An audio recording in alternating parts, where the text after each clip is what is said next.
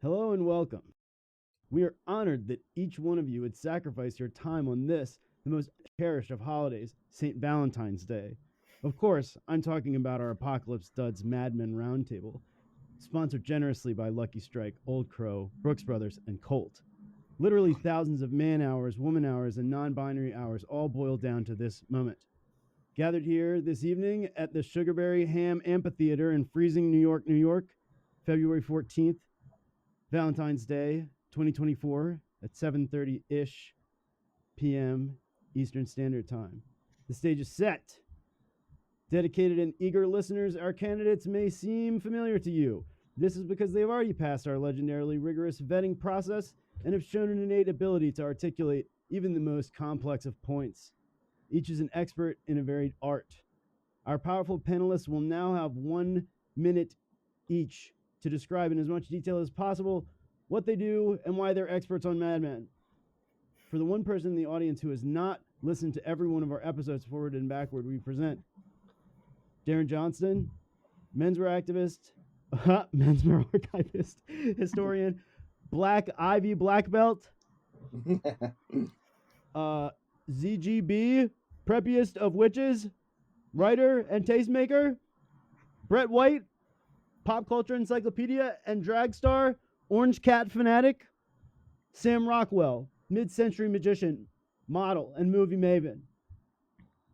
So I guess, Darren, if you could start us off. Absolutely. Let's see. Describe myself.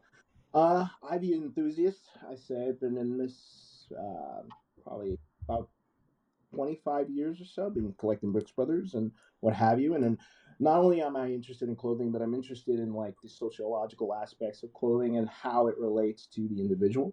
Right. Not only just wearing the clothes, but how does that relate to the person, and how does that relate to their, their self, their sense of self. So that's what fascinates me most about vintage clothing. Excellent. That's yeah, a man after my own heart. Zoe?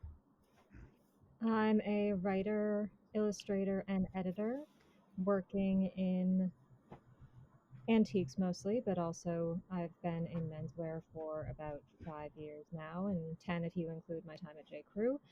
And I am interested in clothing and its sociological implications and how things tend to just come back, that classic styles will always endure, which is something we'll be talking quite a bit about tonight. Excellent. Thank you. Brett? Hi, I am Brett White. I'm a pop culture journalist, TV critic, etc. From the senior reporter producer from Decider.com. I'm a host of Must Have Seen TV podcast. I have always worn clothes, so therefore I've always worn them. Yeah, I mean, I've been taking it seriously for 10 years, and I am also a drag queen named Barb Hardley in my I would say spare time, but what is time anymore? And that's the tip of the iceberg, so there'll be more, I'm sure. And last but not least, Sam? Hey, so I am a costumer in the film industry in Atlanta, and my love and my background is specifically in period clothing. I'm a very, very long time collector of most things mid-century, and it just seems as time goes on, I just collect older and older. But I have a master's in vintage and historic dress and all the sociological things that we have discussed. So I think we all have a common point there. But yeah, I've just always loved clothes, and I love historic clothing and the history of clothes in relation to cultural history. And I love taking all of that with me whenever I am costuming on period shows and movies. I really don't think we could have compiled a better group of 4 people based on those answers. So, yeah, guys, thank you all for joining. this is a fun project that Connor and I have been kind of like kicking around for a long time. So we're very excited to get started and to share this project. So starting, let's go the same route. Starting with Darren, then Zoe, then Brett, then Sam.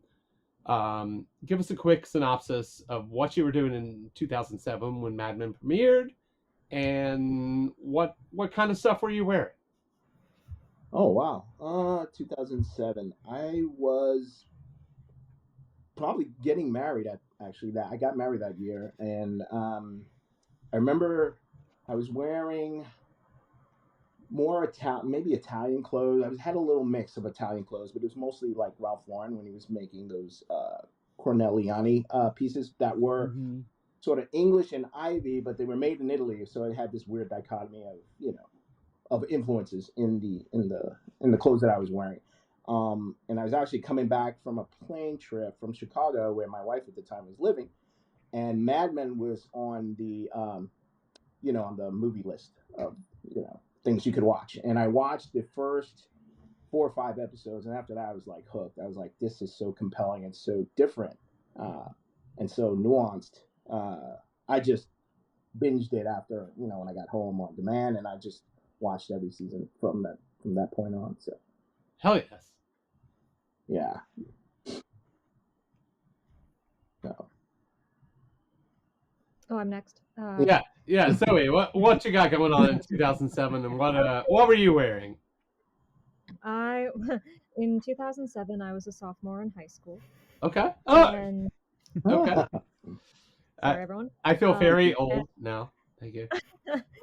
And I was wearing, when I wasn't in my school uniform, I was wearing skinny jeans, bow flats, as much rugby Ralph Lauren as I could get my grubby little mitts on, and everything that entails. A friend actually asked me today if I had any style icons in high school, and Blair Waldorf from Gossip Girl came right out my mouth. But I watched Mad Men for the first time with my parents because it was coming on TV, and after it was over, we all were just slack-jawed because I watched everything with my parents, all the Sopranos, 6 Feet Under. Oh, wow. And all right. Yeah. And after that, it was just like, wait, this is on cable? So from there on, we were hooked. Nice. Oh, yeah. And Brett? My turn, right? Yes, sir. Hey, I got it. I got it down. So summer 2007, I moved to New York City. I graduated college in a year prior, so I moved to New York City. I had just taken my Improv 301 at the Upright Citizens Brigade Theater, so therefore I am wearing black frame glasses, Converse, jeans that I have walked the excess length off of instead of getting hemmed. I have very short legs. Strokes t-shirts, Decemberist t-shirts, thrift store plaid button downs, corduroy jacket, or corduroy blazer. I mean, this is kind of like the peak of indie sleaze, also. Yeah, I mean, that's yeah. I mean, I in college, my college years were 02 to 06, so that's Strokes, White Stripes, right, Walkman, etc. And I was Interpol, yeah. I was very big into the college radio. I was a radio DJ, and I didn't start watching Mad Men until 2008 or so because my mom got me turned on to it because she was like, they're all smoking on TV all the time. I remember this. But what I immediately took to was that the dandier trappings or inclinations that I have always had were very much represented on that show, because I am also a huge Nick at Night person, as evidenced by the wall of old television behind me. And so it being a period piece really spoke to me, and also a huge crush on Harry Crane, Rich Summer, but that would prove to be dangerous as the series went on. Except, man, as the series goes on, the looks just get better. Yeah. Oh, and also, bring up a topic to bring up later is yes, I did perform Mad Men Improv twice. Oh, Where I play, yeah. So we're gonna get into that for sure. stick a pin in that. I'm One of them making was a for note. the, yeah. Oh yeah, there's drunkest I've ever been in my life for one of them. But anyway. Nice. All right, my turn. So good to know I'm not the youngest one. I was going into my senior year of high school. And so at that time, also in school, had to wear uniforms. But outside of school, I don't know. I did my own thing. Like before we had uniforms, I really was wearing like full skirts with cardigans, like doing the whole, whether I knew it or not, 60s thing. And as a, 17, 18-year-old of the aughts, also definitely into the way too skinny jeans and the, wet seal t-shirts and old Forever 21 and Delia's and all of that. Shout out to Structure and Express Men. Right? Exactly. I remember a Structure store at the mall that I went to in high school. I never could afford anything there, and this is long before it got a Hot Topic. So, yeah. Mm-hmm. Yeah. Structure, man. I was gonna mention that, like 2007, I moved to New York, so I've discovered H&M. Right. I'm from Tennessee, and we didn't have no H&M, back there. Anytime any of my friends from college would go to New York and come back, they would come back with like, "This is an H&M coat." We were all like, "Oh my god, it's so cool!" And then now I understand what H&M's whole gig is. We shouldn't have been that impressed. 100%. Yeah, I remember when the mall back at home in Ohio got its first H&M. It was probably actually around this time. 07. Yeah, 2007, 2008. Yep. Because it was kind of remarkable. Yeah, it really was. It was just, we never had anything else like it. And I probably didn't start watching Mad Men until I was in university and like binge watched it and then caught up and was able to like watch it weekly. I think that's how a lot of us like started watching it. I did not get into it like at the very beginning, but I think like 2009, 10 when it started like being streamed on, I think Hulu, like would air it the day after. Yeah, that was my shit. Like it just took off from there. Yeah, Zoe.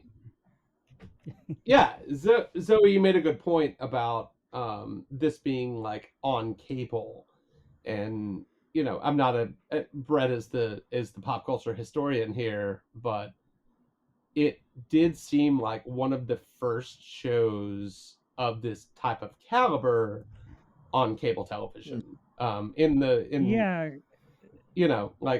would wonder some thoughts on that. Yeah, I mean, because I'm trying to think. Breaking Bad's premiere was January 2008. Okay, that makes sense. Yeah, because like Matt Weiner. Well, first of all, if you go listen to my podcast, Must Have Seen TV, Matt Weiner started out as a staff writer on the CBS sitcom Becker. Wow. Starring Ted Danson in the late 90s. We covered an episode of it. I was like, written by Matt Weiner. What? So wild. I feel like, but then was he on 6 Feet Under? Like he was on The Sopranos. He was on The Sopranos. Okay, yeah. Okay, so yeah, so he had like HBO cred, and I think I was like trying to shop Mad Men around there, and it wasn't like no one wanted this show, and it wasn't until he went to AMC, because at the time, AMC was known for, when I was in college, news radio reruns, and then Remember When, WENN, which was like a like a 90s cable sitcom. There are very few of those then. And then and then AMC, it's always like those networks that have nothing to lose and everything to prove, who are just like, sure, we'll chuck a whole lot of money at you to make this show. Why not? We got whatever. And that's how, AMC then became essentially, an Right. HBO but on cable. Like it immediately became prestigious. Although, I mean, I don't know where it is now in 2024. Everything's messed up now. Anyway. Yeah, everything's streaming. Everything's streaming. They have Fargo now, so they're good. Oh yeah, they're right. Yeah, Mad Men was just so different in terms of what it was about, right? Because it starts off with this narrative, and you think it's this just straightforward story because it begins with him and it shows his life, and at the end you realize that he's sort of like lying his whole way through. You come to the realization that the woman he's with is not even his wife at the end of the first episode, if I remember correctly, right? So right away it establishes that this guy is not a good person, and that's what I thought was really interesting about the show, right? Because it sort of set up this archetypical kind of old-fashioned Gregory Peck kind of archetype, and at the end it sort of deflates it, like saying, okay, this is not what you think, and other shows have like built on this sort of premise, like Game of Thrones has done it too. It sort of subverts your expectations in like a really good way, and that's what I really liked about the show. That's what drew me in, because I like to be surprised. I don't want to have something just rote and just standard. I want to be drawn in by the complexity, because that's what makes it interesting, so yeah. Totally. Sam, what drew you into the show initially? Like, you already said that you were unknowingly, like, in 2007 when it premiered, into 60s period stuff. So what was it for you that really caught your attention? I mean, a big part of it probably was like the fashion that initially drew me into it, just because of how well done it is. And I've actually because I hadn't rewatched it since who knows when, so I'm rewatching. Am I the only person that has watched this 10 plus times? Like, I feel like going. To my knowledge, you've got to be one of the only people on Earth that has watched it. Yeah. This is. I'm probably at like 3. It is too emotionally heavy of a watch for me, because it's such a touchstone in my life in terms of like the time period that it was on and like what I was doing. It's so crystal clear in my brain, and characters mean so much to me. I mean, I call it my favorite show, but I probably haven't watched it in like very long. Okay. It's hard. It's really hard. It's really hard to like get back into. It's like, God. Yeah, Drag Race I got on all the time, because that goes down smooth. I had a similar experience rewatching it. I think it was in 2001. It was during the COVID times when we actually had time to watch 8 seasons or however 93 episodes of one series. But I remember it was the first time I rewatched it since it came out as it was coming out, and it was just it was jarring in so many ways. Just reliving it as an adult, it was just like, oh, it hurt. A lot of it hurt. Sure. Yeah. Great. But Right. Yeah. It's not. I am that weirdo that has gotten stoned as fuck and just like, this was a comfort show for a long time. And I will say, so there is something. I think I did rewatch it a whole lot, like while it was on. I think like every time a new season would start, I would probably rewatch the last season and get ready. And for a while, it was my comfort show, which I would always say, like, I don't know what this says about me mentally, but like, this is comforting to me. Right. But I think like what I always found comforting about it was people loving their job and like giving their all to a job and a craft that they were honing. And that was at a time when I was trying to do that as well. Now I'm just defeated by life. It's like very American in that way, and I think like even more complicated because of that. Right, that's that a great particular point. I think facet. probably Peggy. Is it Peggy? Peggy is probably the purest example of that. Like, she's the purest character on that show to me. Is her. Yeah. I think she's sort of the beacon of goodness in that whole show, because everyone around her is kind of despicable, from Roger to Don to, except for maybe Joan too. So the female characters on that show sort of anchor, right? And they provide the beacon of, okay, this is the standard and this is how we should be conducting ourselves, and the men are just running ragged running wild through that entire series and just doing all kinds of despicable things. So losing their minds. Losing their minds. Right. My beloved Harry Crane. Yeah. Yeah. Give him a little bit of power, and man.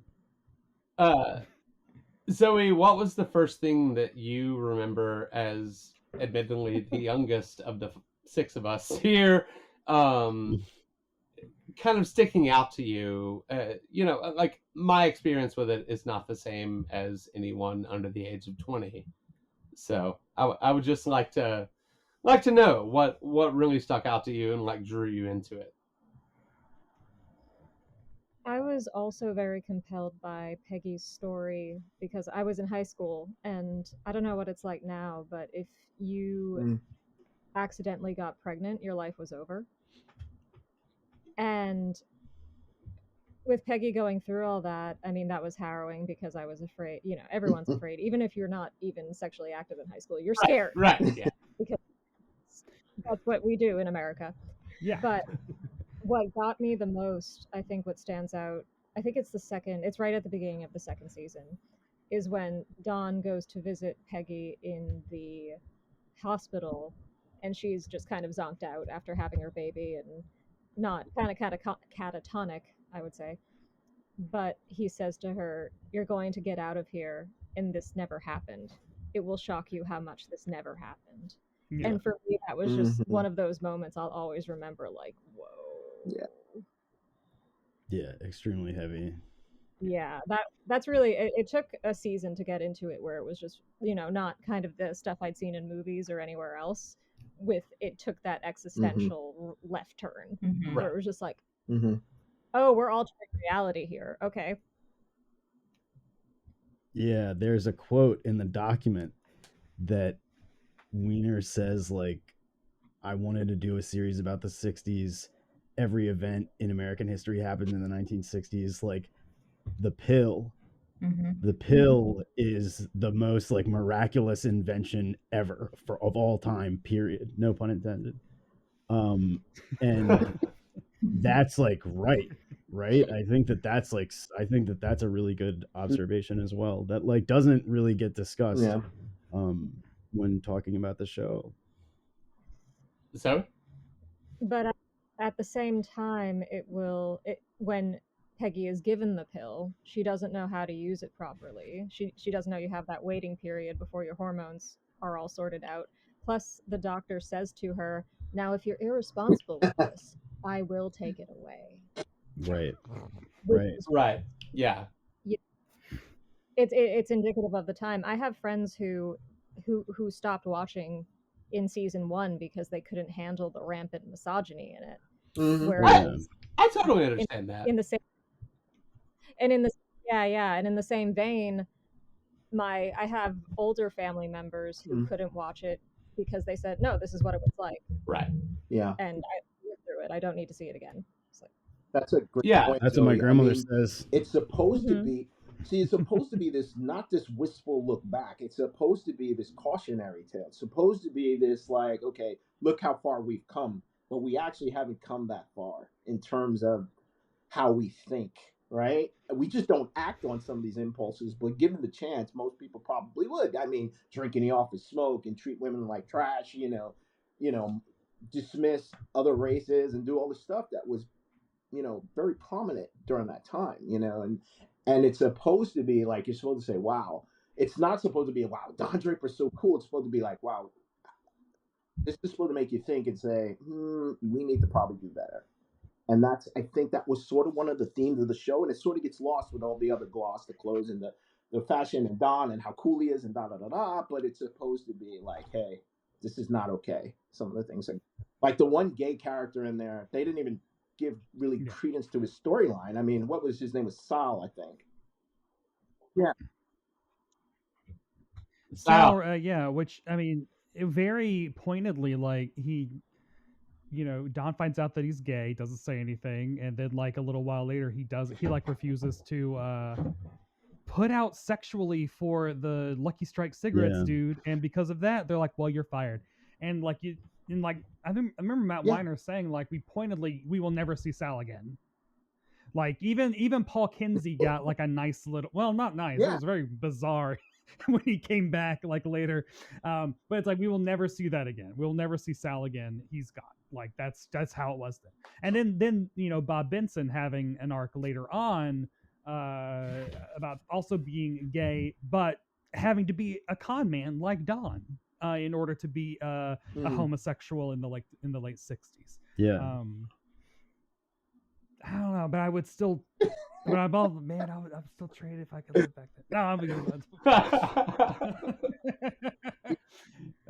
the anti-hero problem, right? It's like the Joker. It's like Patrick Bateman. It's like all of these people are sort of idolized to an extent, but the initial intent of the work is not that at all. Yeah. But it kind of, what does it matter, sort of? Yeah, should teach us something. It's complicated. Yeah, Darren. No, I said a lot of the underlying go ahead. current of it sort of got lost, I think, So this is something that I've thought about, like, it's been almost 10 years since the finale season, and like I have changed a lot in the past decade. I think we probably all have.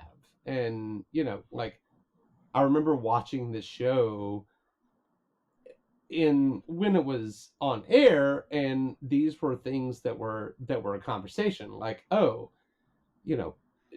people can't stand the misogyny or whatever. And then there were these conversations. So like, this is a really good point that, there were a lot of underlying themes that I think did not necessarily get picked up on until more recently. And, it's interesting to talk about this now. Like, Zoe, what you got? I wonder, Sam, if you had a similar reaction that I did being in high school at the time when it came out and when we were watching it, that I realized when I went back and rewatched it a few years ago that having seen it at such a young age, it had that impression on me of, oh, this is how adults behave. Because I definitely, when I watched it again, I was just like, oh, that's where I learned that. I mean, didn't we all buy Lucky Strike unfiltered cigarettes? That's pretty old fashioned.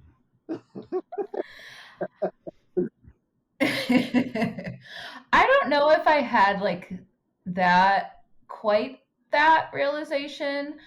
I mean, another thing that drew me into the show was how grounded in reality it felt, good or bad. It felt true of a time in little mannerisms that people had, in things that were happening throughout the office, how people treated each other, all of those things. It felt very grounded in and again, good or bad. And that's kind of what we've talked about, is like people not wanting to watch it because of misogyny, which was grounded in the reality of everything. You can't, I feel like with some historic things, even if it's fiction, to portray it in a way that glosses over the negative stuff that happened is an inappropriate way of portraying a history. Like we need to see every aspect of it, good or bad. And I think I picked up on more of those things watching it as an adult rather than watching it as a like late teens, early 20-year-old.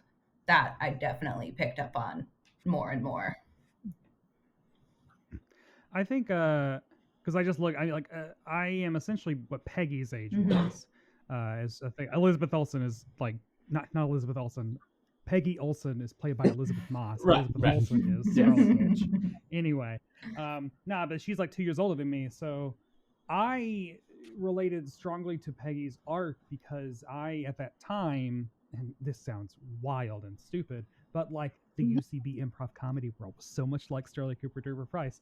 But it's like working, you're working so closely with and collaboratively with people who all share like your same aspiration. You're trying to be like the best at something. And in the case of like UCB, at the time we were being sold a bill of goods in terms of like Bobby Moynihan just got on SNL, Abby and Alana just sold Broad City. You're all gonna, so it's like, working on pilots, going out and pitching and like trying so hard. And I was watching Mad Men and being like, I relate to this. Like that feeling, the feeling of like we're working on the weekend, we're all like the ties loosened, we're laying on the ground, getting high, trying to think of an idea, like that kind of dedication to where your personal life and your professional life just become an amorphous thing. And I looked at it with envy.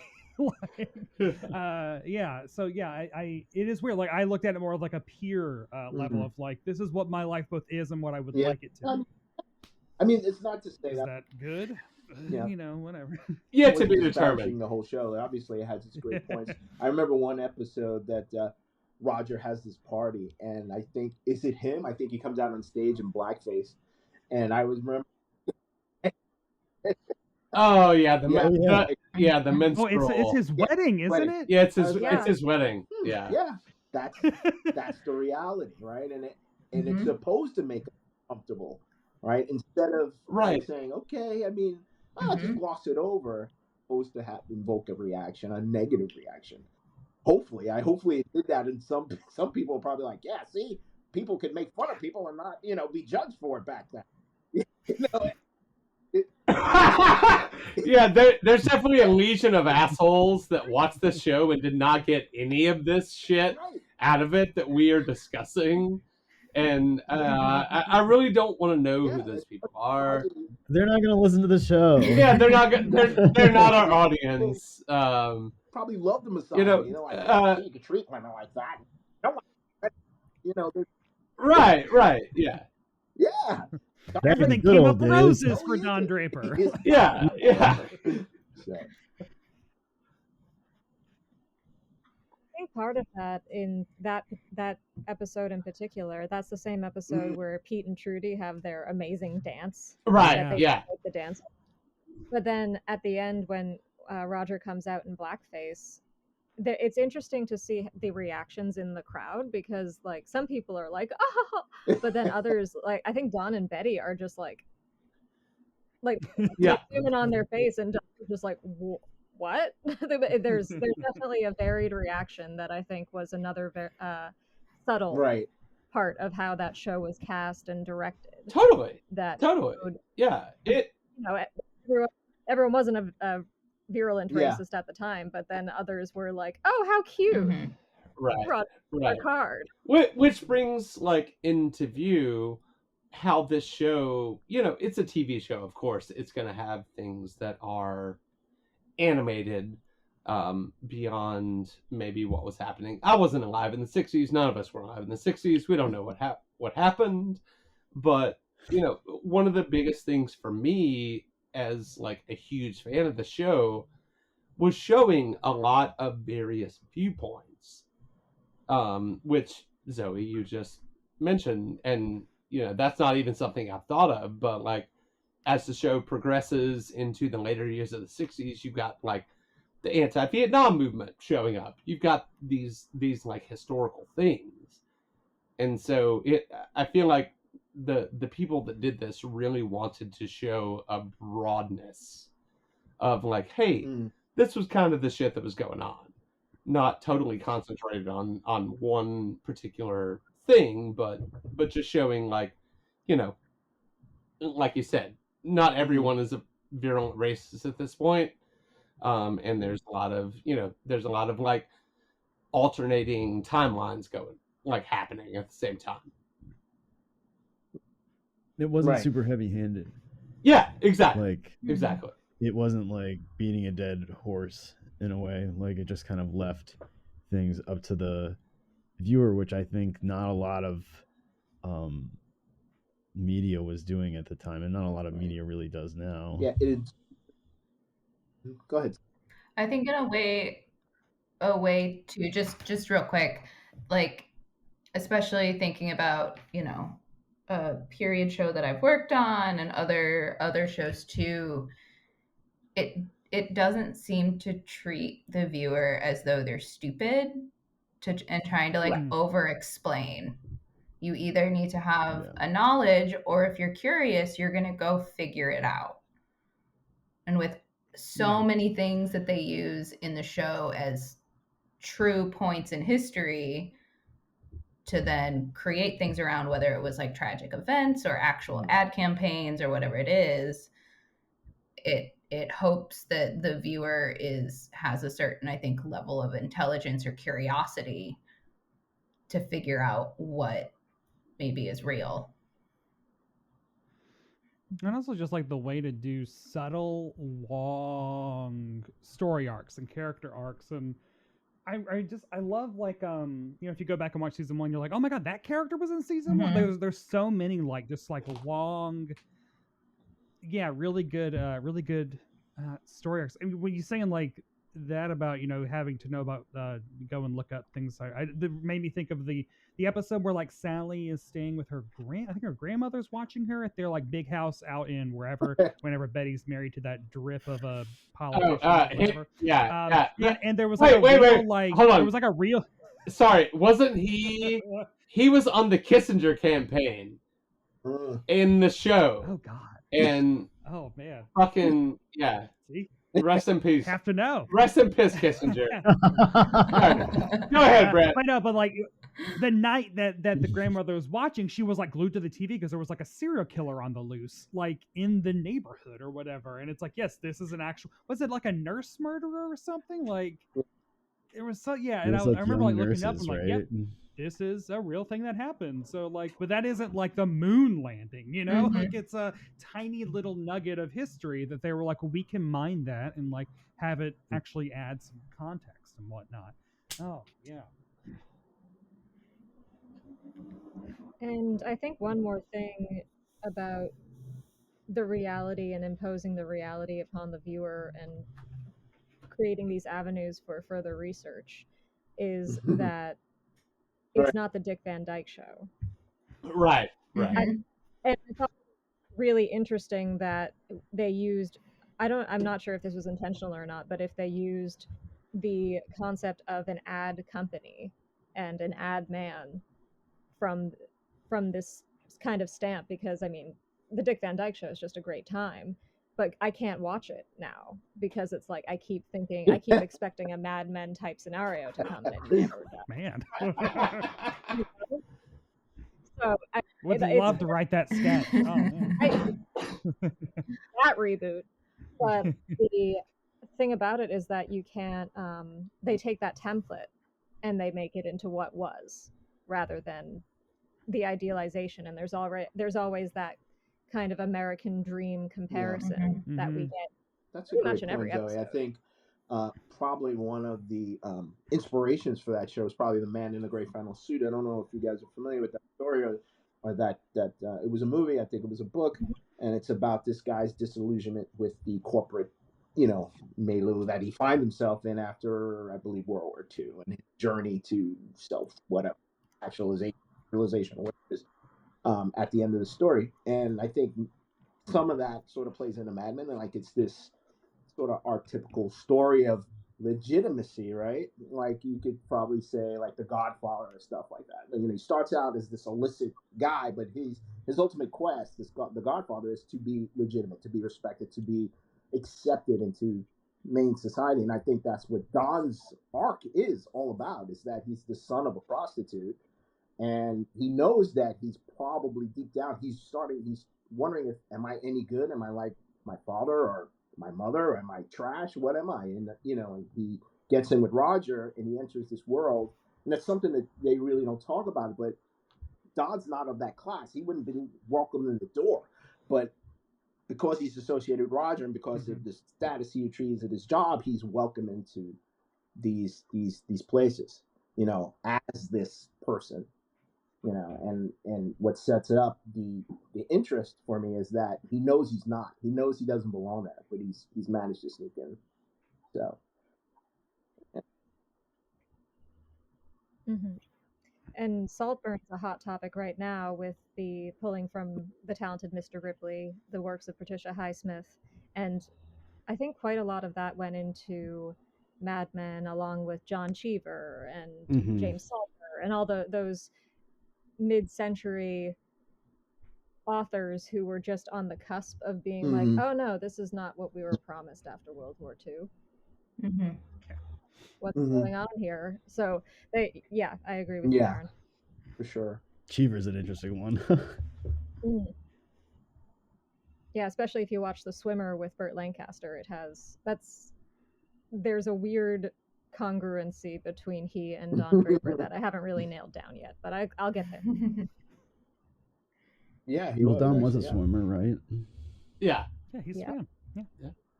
I think Don. So if we can lighten it up a little bit, Oh, let's go through favorite characters. Starting, let's go back to front on this one. Sam, who is your favorite character? I think, I mean, it should become as no surprise. I think because I'm a redhead and seeing like a hot redhead on television, I was like, Joan is my girl.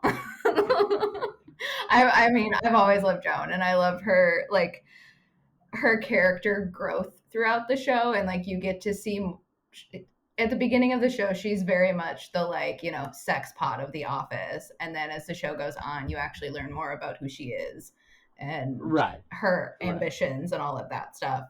But I mean, she's just has I love her so much. Well, she like, to me, has always seemed like the head bitch in charge, no matter 100%. what the fuck was happening. And like, you know, knowing you, like Sam and I are close friends, like, you know, it's just like, it's that energy that is just exuding. You know, and that makes total sense. I like her as a foil for Joan Peggy is even. the fucking goat of that show. Mm-hmm. Yeah, like, not my favorite character that... personally, but overall, yeah, I can't think of a better, like, overall character. Yeah. Brett, what you got for a favorite character? God, all of them. So I mean, okay, so I came out to myself in 2005, and so this show started in 2007. So I will say that, like, Rich Summers, Harry Crane, and Michael Gladys as Paul Kinsey are two very formative early crushes for me. So, like, I have very, very special place in my heart. And also just Paul Kinsey as, like, the bearded ascot wearing, cardigan wearing, like, pipe smoking, hoping that he can be a screenwriter. Like, you know, like, I love that character so much. And I remained a ride or die for Harry, even as he went completely off the rails. Best dressed character of the show, though, by the end, by far. My style icon. Perfect. Lane Price, absolutely, which is, Jesus Christ, that goes in horrible directions. And I was Stan Rizzo for Halloween once. So, God, yeah, no, I mean, like, it is everyone. It is. Oh man, yeah. But also, just like Joan and Peggy are just so fucking, like, good. God, just you want to burn.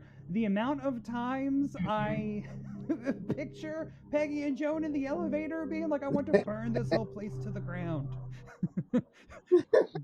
Big move. Oh, big move. Yeah.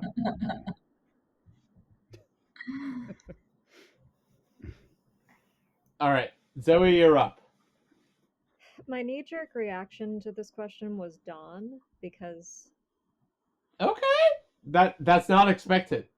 Oh, okay. Well, but then I thought that's a bit basic of me, because that's, you know... But then I thought about it more, I think, and came up with Trudy Campbell. I love her. All right. She's flawless in every scene. Mm-hmm. Every time she appears, it's like something good happens or something ridiculous, but she's always like, she's another one of those backbones of the show that I think you mentioned earlier, Darren, that are just like constant badass. Like, she, for some reason, she married Pete Campbell, but then she deals with him.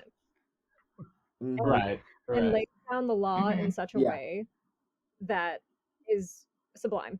I love, and yeah, she's another one that all through the seasons is just so well dressed and looks great and Mm-hmm. Yeah. goes with the times very well. Totally. I think And Peggy, finally, Darren. I think she has the broadest arc in terms of how she matures. She starts out this like not frumpy, but just very conservative, and then just blossoms into this incredible, powerhouse. And I think Don sort of sees himself in Peggy, and he sees. Matter of fact, his mentorship of Peggy is probably one of the few redeeming things that he does in that show, and sort of nurtures her, through and how she becomes this master ad person. She's definitely one of my favorites. And Bert Cooper. I love Bert Cooper. Oh, Bert is awesome. I love him. Oh, Bert. Love the fact how Yes, they use him yes. because they use him like this old man in the mountain kind of wise man kind of thing. You have to take off his shoes when you go see him, and it's weird thing. weird tentacle porn. He's so awesome how Yeah, he's done. yeah. So, and Yeah. I love the episode when Pete sort of confronts Bert and says, "Don is not who he says he is. He's blah blah blah blah. He's somebody else." And he said, "What did he say?" He said that the person Don is a man, whoever. Yeah, he says ultimately, who cares, Sam? I think he just says, comes "Who into the cares?" room or something along those lines. And he said, "Right now, Don Draper is in this room," and I was like, "What the heck? This is so cool and so wise, right?" And just blew my mind. I love Bert Cooper. So. Yeah, I love that episode where he gets the art piece and he It is asks people to come into his office to like view the art piece and tell them what they get out of it. There is And no one has an answer because there is no answer. Like this dude was just like a weirdo and like was Zoe, please. So that especially it's a Mark Rothko, and I remember Right. I couldn't remember. Yeah. I remember at the time one of my art history girlies was so mad at the character that eventually becomes Roger's wife because she goes in, it's just a bunch of splotchy squares. And she such great offense at that she like kind of fell off the show. And I was just like, that's a character point. Yeah. Yeah. So that's what you get with people who love abstract expressionism. So. Right. I know shit about art. I could not tell you what that art piece means. Yeah. It was just a really funny part of that show for me.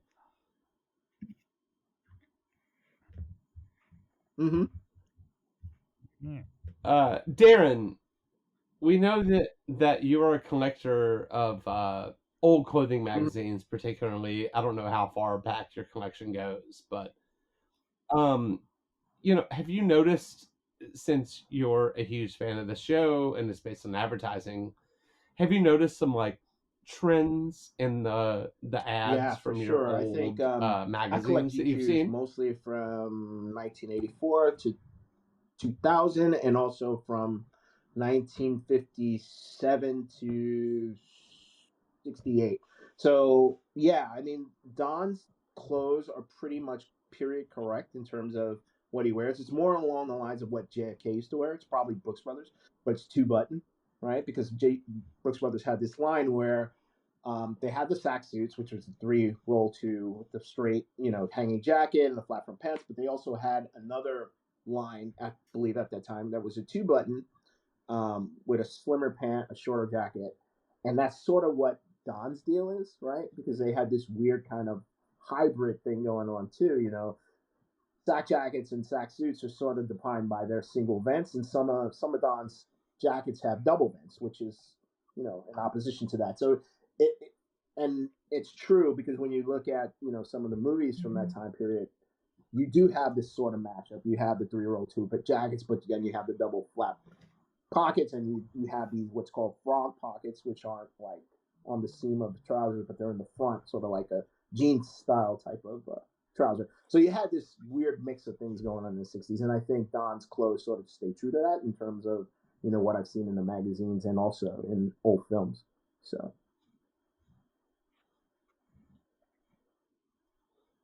Nice. To open it up, does anyone else have like thoughts on the period correct wardrobe?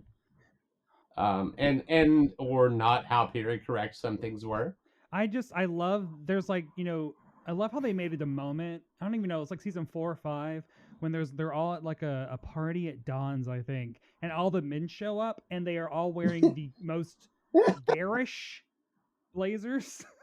It's like all of a sudden it's just like we discovered plaids. Right. But like that really does like mark this like sea change in terms of like the series, because like it's like, oh, we are now entering the late 60s, and that is, I think that's also maybe the same area, the episode where like Harry Crane pulls up in that convertible and he's wearing like the mustard yellow like coat and like the huge neckerchief and like just yeah, that's when like the show really amped up into my neck of the woods.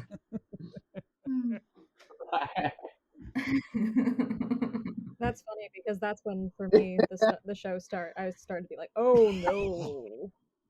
It's like all this questionable facial hair and just like, oh yeah, this is great. This is so good. The 3-piece suits for men who did not or should not have been. They did Pete Campbell dirty though. I mean, he's not a likable character at all, but good God, did they put him through the ringer. He probably was, at the end of that show, it was just like, where are they now? Yeah. Yeah. But I'm interested to see what you have to say, Sam, as a complete expert.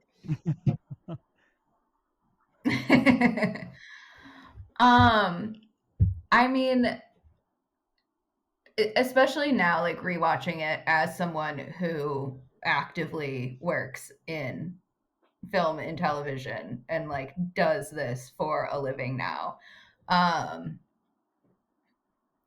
there are things that I am impressed with when it comes to like little details of like, we see people getting dressed or undressed quite often, and so ensuring that everything, tip to tail is correct.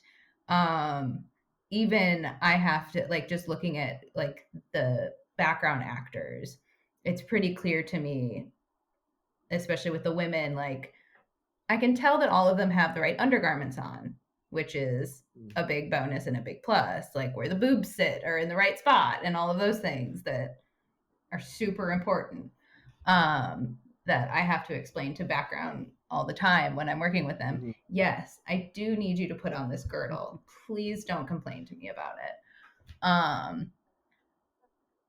And I think I've talked to Matt about this before, but even little things in like actions that people do. One of my favorite things as I watch the show is every time a woman answers the phone, she takes her clip earring off. Yes. Every time. Earring comes off, earring goes, like phone goes up. And it's just those like little actions and little things where the costume is part of the storytelling. Even with like the pocket squares that each man has. Each pocket square to each man is a little different, whether it's how it's folded or the design of it, and it says something about each of those people.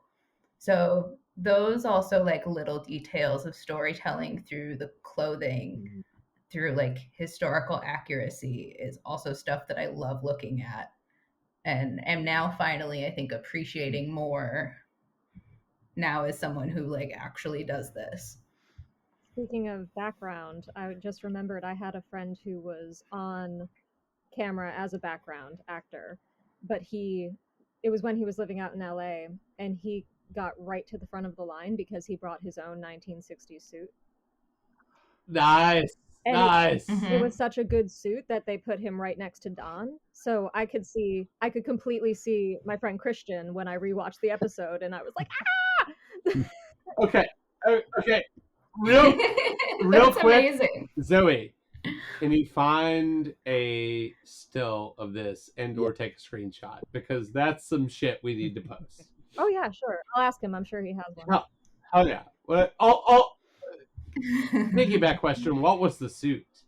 Out of curiosity. I'm trying to remember. It was like a gray blue. I want to say it was shark skin, Oh, nice. but I might be wrong. Mhm. It was in a Mhm. nightclub scene, I think. I can't Okay, remember. gotcha. Yeah, but it was a good one, and he's a Yeah. big collector, so it makes sense that he would have this. Really psyched to see that. We were looking for like photos to promote this yesterday, and there's like I don't remember what season it is, but I found one like a promotional photo with Pete in a like teal sharkskin suit, which is something I would never wear in my life. But I was just like, that looks fucking great. Pete is the Ugh. Everything Harry Crane wears in the last 2 seasons. That's what I want that's my ideal wardrobe. And I love, but but also like just the character. It's super interesting that he starts out in 1960 as like the one guy that wears the bow tie, but like the horn rim glasses, very meek. Right. He's very he cheats on his wife one time and like is like, oh my god, But like as I will also defend Harry Crane in saying that he is the only person that thought television was going to be a thing and that they should, Right. and he was like the one, but also Joan got him that job. So also like fuck him because he didn't give her credit. But then I love that they through his wardrobe they show like the Hollywoodification. Like he's out in L.A. He's got a horrible sunburn. I keep thinking, God, the image that's always burned in my mind is of Harry in like the tiny swim trunks and like the open like Havana like kind of like shirt in his hotel room in like Palm Springs, and he's on the phone with Dawn. That it's like burned into my head because it's adorable and also great. It's something about like he said like don't use travelers checks to pay for your hookers or something. What Dawn says on that. Really good, really really good moment. Yeah. The show is kind of about the details, like are the details important? Are the details real? And so to that end, there were lots of products that became popular, sort of inexplicable. Well, I guess not inexplicably, but your tie bars, your office supplies like desk lamp type artifacts. So Zoe, I was gonna ask if you had any thoughts about that, like from this year back to those years. Like, was it all pointless? I guess like senseless consumerism. In the 60s or now? Now, I guess. It's hard to say. I mean, I know there was a run on bar carts right? as soon as the show came up, and I don't know how many of them were brought into offices. Right. Not used as in the show. Yeah, and there was I should have looked this up before I came on, but they found the actual bar cart that they used for Dawn's office because it's a design, it's a style with a designer that you can still find. And it was like 11 grand. Yeah. Because following this show, I don't know if we can say that it completely influenced this movement, but that's when mid-century modern blew up. Yeah. It's always been popular, but it was never so popular as it was in, I'd say, like the past 10, 15 years, that it can command these insane prices that my mother, she loves it because that's what she liked when she was growing up, because it was just becoming the thing in the 60s. And it was so new and so sleek and so modern for the space age that they were coming through. And then we hit the bicentennial and that all went straight to hell. But then it came back. So it's I don't know about the consumerism part so much, but I think that there was definitely more of a move toward the Scandinavian, toward the Swedish, on the other end of IKEA. But then the kind of hunger for this sort of thing got ratcheted way up because it was more and more popular as the show went on. Yeah. And it has sort of lasted, I guess. Like, I think that a lot of that stuff is still quite pricey. But I don't know that it's... There are so many repros of it, though. I mean, right. Just think of all the jokes we've seen about the Eames chair. Yeah. So people start to know these styles and they recognize them because they were also reproduced for great numbers, and that was one of the first times that this was really being done. Yeah. So yeah, and especially at the time of the show, that's when consumerism really was on the rise. So it's an interesting mirroring effect that we see through these objects. It seems like Mad Men Well said. like debuted. I'm now like trying to put it in context. It's like it feels like Urban Outfitters and Mad Men and H&M and like all of these things all really did start crystallizing around the same thing. I mean, I just remember like Mad Men circa 2008, 2009 is like was like probably its peak of mainstream everything. It just, Halloween in New York City. Everyone is in a 1960s suit, Right. Which is they're going to L Train Vintage or Beacon's Closet and finding some which shit. is coincidentally around the time that I did 2 Mad Men improv shows in the New York City area. We gotta know about the Mad Men improv. I'm sorry. So we have to know about it. The Creek and the Cave in Long Island City, which is also where I would get married like 10 years later, it was a Tex-Mex restaurant / comedy venue. In like 2008 or 9, like my team, we hosted every Halloween we would host a themed improv show, long form improv, not Who's Line. Where it was always like really like the first year was like X-Men improv, which I spearheaded, Buffy improv, and like Law and Order improv. And then I feel like one year, like a couple years later, we did Mad Men improv, and I was Harry Crane. But the unfortunate thing is, this is like season 2 Harry Crane, so I was like, I have no personality. It's like I should have played him later. Damn it. But no, like it was so fun. Everyone showed up in their suits, but also we're like all like 24, 25-year-olds in New York City who are underemployed in a financial recession. So we're all we're trying to get the looks down. But I remember we all did pomade for the first time, and we all ended up putting way too much in because we were like, it isn't looking like it does on television, just keep adding more. And then it was in my hair for a week. That first show was very fun and very indicative of just like how much of a moment Mad Men was having. I remember we had a scene where the guy playing Pete and someone else, and then the girl playing Peggy like did the Charleston or whatever. Like that episode had just aired, and then because they'd heard that we did that show, Columbia's newspaper, the college, hired us to perform at their holiday party, which is the thing that's just like, well, we are not professionals. I don't know why they're doing this. This is and so the strangest job ever of them having to stop the party so that they could watch us do improv as the cast of Mad Men. And for that one, I was Paul Kinsey, but I was Paul Kinsey right after they had like abandoned him. When they did that amazing heist episode where they went to the new office and he was like, where is everyone? So, and then that was the night that we all were like, it was the night that our age really hit. Because I hadn't been around college students since I was in college, and so we all went to the bar and we all got very drunk. I mean, people forgot phones. It was a fun night. But it sounds like a wild night. Yeah, just have it in the best way possible. Doing Mad Men improv like all the cool kids do.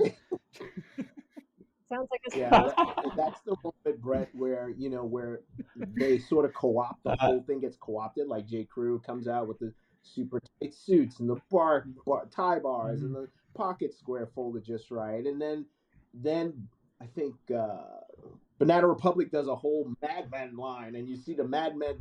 I was like, oh my god, that's the moment where it jumps the shark. Oh yeah, and then you're like, okay, now this moment is like past, and it's not as cool as it was. I don't know why that happens. I think it's just once it gets like co-opted in terms of like the general, consciousness, it sort of starts to go downhill in terms of the viability of as you know what I mean? I don't know. So. Oh. Totally. Zoe, you got something to say on this? When the Banana Republic line came out, I was working at J. Crew in Boston, and the manager of that Banana Republic came into J. Crew because they were having a party, like a shop party that was Mad Men themed, and she said, "Yeah, none of our stuff is actually Mad Men at all, so I'm coming here." Yo, I remember that That's a great review collection. of the collection. Yeah, it's so fucking bad. So fucking bad. Like when we were talking about this with Zach Newton, we were all Googling to remember like how terrible this was. And yeah, it like I don't know why they didn't just get Brooks Brothers to do that collab initially. Like I know it's it's more expensive. It's not a mall store Because they but wanted to make a bunch of seriously. money. Well, they are now. Yeah, Yeah. they certainly are now. The Banana Republic shit was just so terrible. Like all things considered. When was the Great Sam- Gatsby Forgot line about from? Oh, That was 2014. No, 2013. So that would have been a couple years after the yeah, Republic Mad Men, like 2011. yeah. Also not great. Not great. At the same time, one of the questions that you asked us about that, like, what influence has Mad Men had, or what did it have immediately? Totally. On fashion then.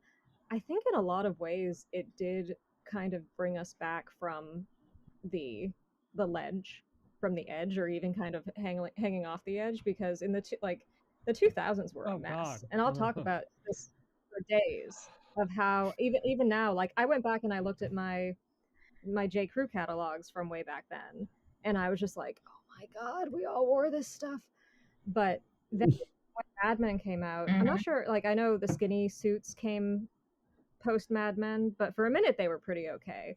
But for women, we finally got like classic silhouettes back for a minute, like stuff that actually conformed to the female body and made it look good, rather than peplum tops paired with low-rise skinny flared jeans. The Mean Girls look. The Mean Girls look, that's back now, and gives me PTSD. Yeah. Oh yeah. But it's ironic this time, right? I don't know. I don't think it is. I guess I'm just telling myself that.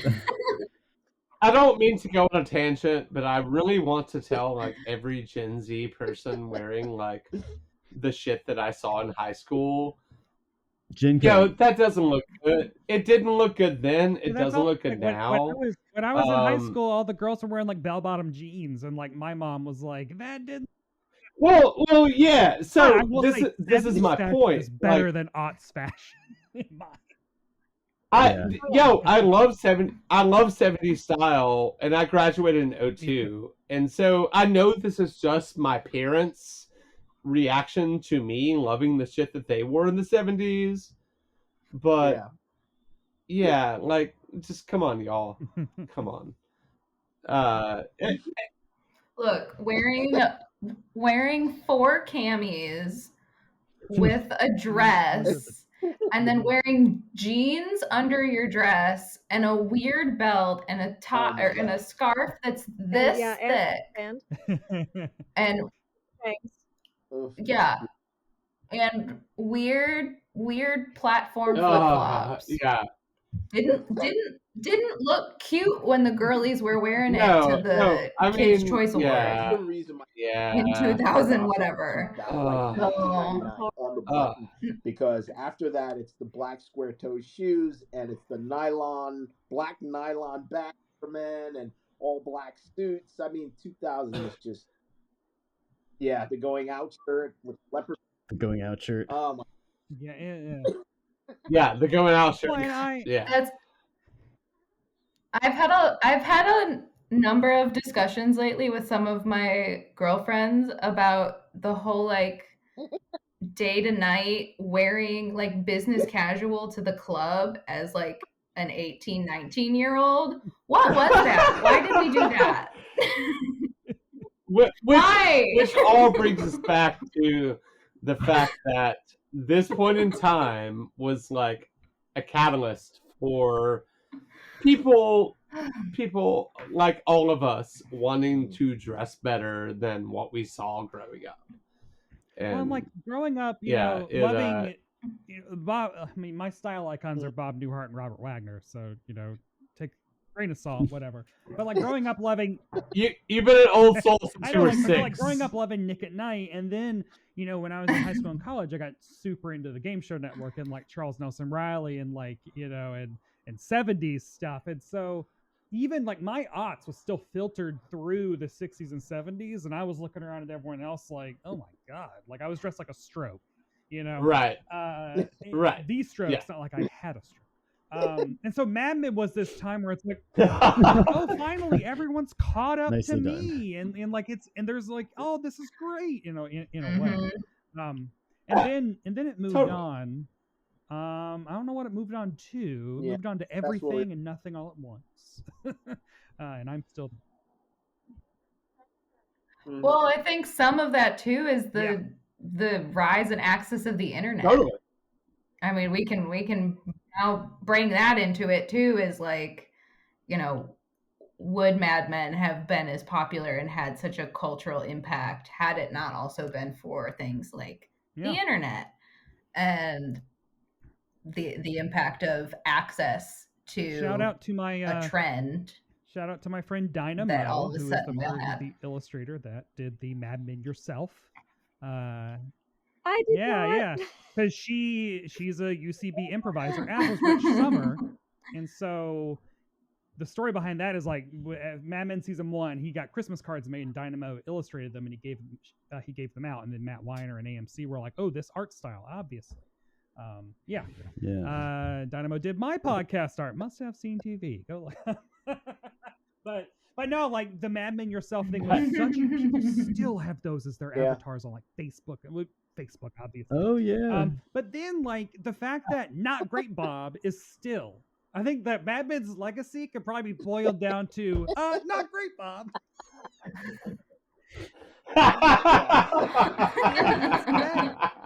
I have a friend who didn't know that Not Great Bob was from Mad Men. Like I Oh said, yeah. I forget how she found out, but I put Yeah. something like that up. I think maybe the scene with Pete, and she DM'd me like, I had no idea that was a Mad Men quote, but I've been saying it. So yeah, it ended that. Definitely. Yeah, it's entered the lexicon. And also just Yeah. such a In great ways. moment. It was like Pete's mom disappears on a cruise. Mhm. Right. Yeah. They talk about poetry in that in Mad Men also, which I think is like not something that happens even now. Like they're not, because Don reads a poem, I think in full, and I just was like, who's writing this into the show? Yeah, and there's a whole account, I think it's Instagram, that's called Mad Men Reads, where they show every time a character and it's like, they don't really ever address it, but all of the books are specifically selected for that. Yeah. And many of them are Don Mhm. reading. Just a further layer Yeah. to that show. And Pete's the most tragic character on that whole show. He's just so pathetic. Mhm. Like when he gets a fight with Lane, ripped my heart out. Oh, Well, but Oh, also yeah. very hot moment for Jared. Oh, yeah. Very Yeah. I gotta say, like, one of my favorite moments on this entire show is when they're like doing their cue from the English firm, and Lane just like picks up the phone, hears this boss yelling at him, is just like "Happy Christmas" and slams the phone. Golden, fucking gold.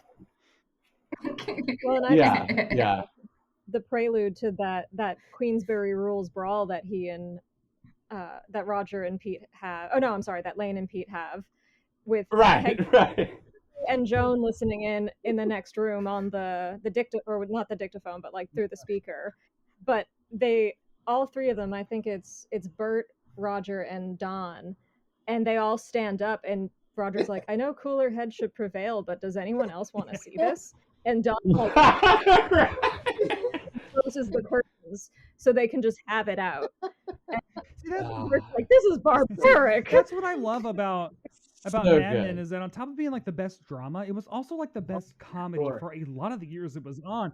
Oh, it's And it's fucking also insane. and it's because like these Mhm. are people who are so well written that they are also like real people are funny.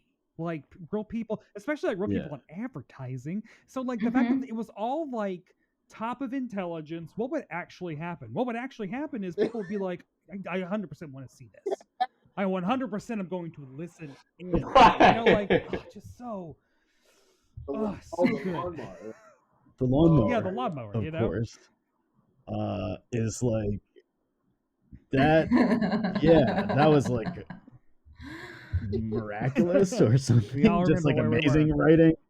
That was a freaky episode because that's also, I think it's right after Grandpa Gene Mm. dies, and Sally thinks that the Barbie that baby Gene gives to her, she thinks it's possessed, and she tries to throw it out the window, and then it ends up back in her room, and she wakes up Yeah. screaming. I think that's the same episode. That was a really spooky episode. Oh, I it was gonna fucking ask yeah, you. it was. I was gonna ask you if there were any spooky elements, witchy elements to Mad Men to your perception. So Well, that's funny. Matthew Weiner is fantastic with dream sequences. And Yeah. remember this in The Sopranos, where any dream sequence that Tony was having, there's one in particular where he sees himself as the Italian immigrant coming to the door of Mhm. some grand household and like talking through the screen door trying to call someone down, and he just sees a pair of women's legs like just standing at the top of the stairs, and then it cuts. Yeah, just amazing. And there are quite a few of them in Mad Men like that. Like when Betty is put under for her pregnancy or for her labor, like how they used to just knock women out so they didn't have to think about it anymore. That whole dream sequence is like someone could write an article just on that.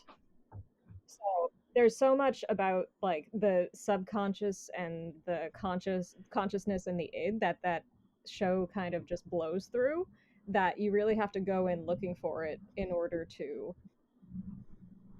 not conceive of it, but to nail it down, because there's so much like Jungian psychology that goes into that show that it kind of like, it makes me, it surprises me that Matthew Weiner hasn't done anything since, except for that really bad book. Oh, yeah, he did the Romanoffs on Amazon Prime, and that's which you know. But that was also like 8 years. That was like 6 or 7 years ago. A long time ago. I think sometimes you just like do it and then you're done with it. Yeah, too really good. You like are really, really rich and you just like are not doing it anymore. I mean, Ted Danson is free. Becker could come back. Yeah.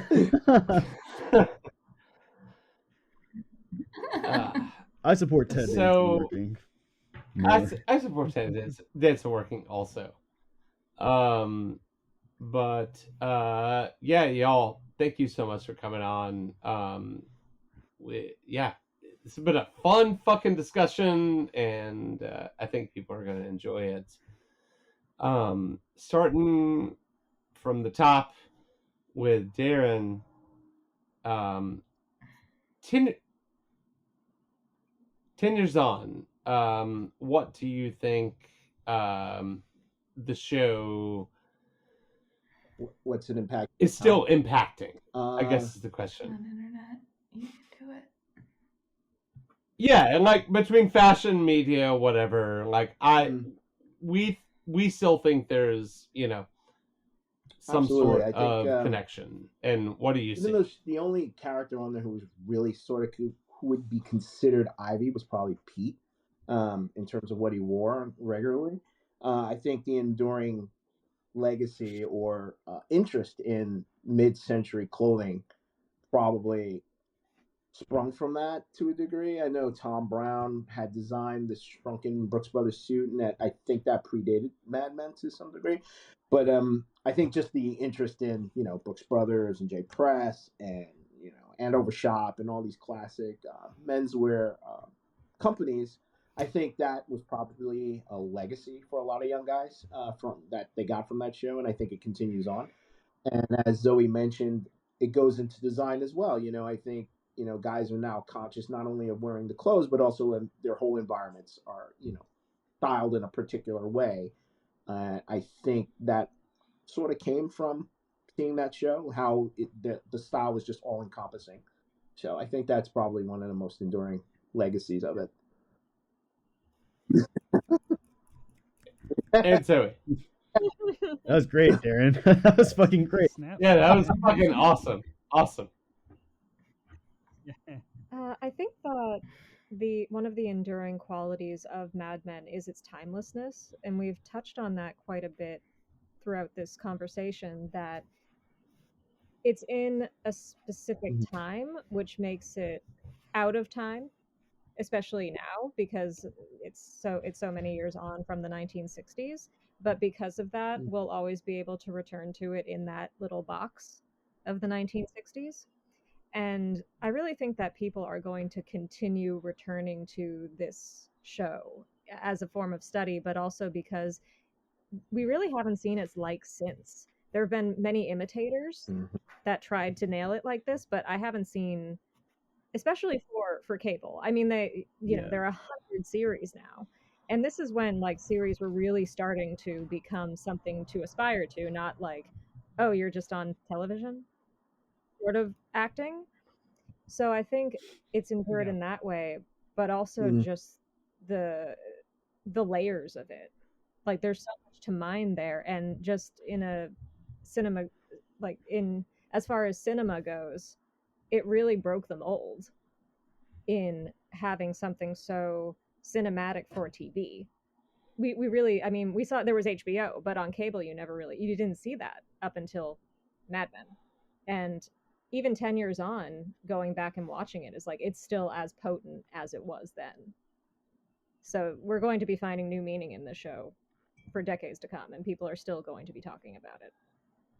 Yeah. It's going to be Dick Van Dyke in 30 years. It's on Amazon now, or it's on Amazon again now. It just makes the rounds. It was on Netflix for a while, then Hulu, and Yeah.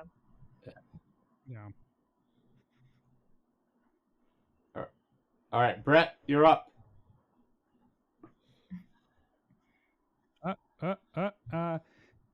It is like working in television criticism and stuff. The focus is so much on what is new and what is debuting and what is coming. And so, like, in my profession, I feel like we don't really think about Mad Men as much as we should. Because the focus is always so much on new, and then the proliferation of streaming services and just nonstop content, and nothing gets season 2s, or if it does, it's like 3 years later. Like, looking back at Mad Men is a very it both like created the era that we live in now, but also feels like the kind of thing that just couldn't happen now. Like 7 seasons over, was it like 8 years? I remember like there was like a 2-year break between seasons, and we all like, what is that? Like lost our minds.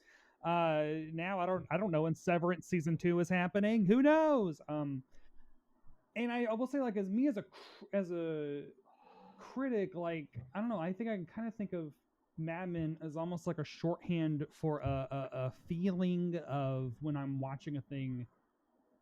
Man, like Mad Men scratches. Andor is the only show that I have watched in a very long time that like hits the nerve in my brain of like, this is just like everything operating at peak performance. And like a Disney Plus series should not be talking about such radical politics and taking its time. And like Andor is a breath of fresh air. And it hits that same thing that like Mad Men did, but like it's very, it's very, very, very rare for shows to do that. And all all those homes. The Sterling Cooper Draper Price office is gonna just put a set design, absolutely perfect. That lives in my head. That's my happy place. My happy place, if I could time travel and have any one dream job, it would be being an extra in the Christmas episode. Oh God!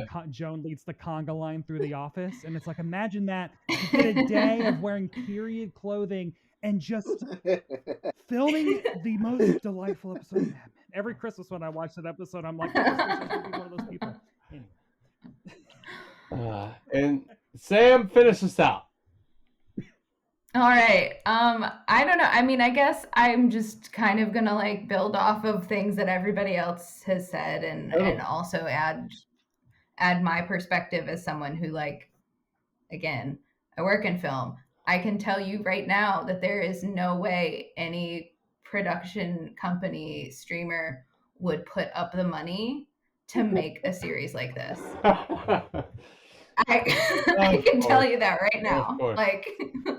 Like the caliber that this show is done, like this period piece is done, is not something that even films get. And they did it over all of those years, and they did it at such a high degree, especially at a time when television still wasn't as quite as respected as a cinematic art form the way that it is now. And it's amazing to me, and I wish I could go back in time and work on the show and, and like have access to a show that cares so deeply about historic accuracy from all departments. And I just, I'm out working on a period show right now, and over the last couple of years, like, I worked on First Ladies, and we did from the late 1800s to the 2000s, and that was a lot, and we didn't have the budget to do all of that, but we did it, and it looked good, but it didn't look as good as Mad Men did. Right. Which just did 10 years. So I think, like, I wish we could go back, and I really wish that streaming services and everybody who creates content could kind of realize that this is something that people crave. It's original. It's not a remake. Right. It's not a sequel. It's special. And sometimes you have to let things grow before you just cancel them at season 2. Yeah. I feel like you and Brett would probably be good friends because you probably have similar viewpoints. Anyway, y'all, thank you so much. This has been fucking fantastic, if I'm being honest. Being dishonest, Matt. Am I ever being dishonest? No. You're a regular John Draper. Sam can attest to that. Y'all, thank you so much for coming on. So one last thing, each of you, Darren, Zoe, Brett, and Sam, give your @ so we can promote you, and we'll do a collaboration post. Darren J201 on Instagram. Darren. Yeah. Nice. I'm ZG Burnett on Instagram, BURNETT, and zgburnett.com.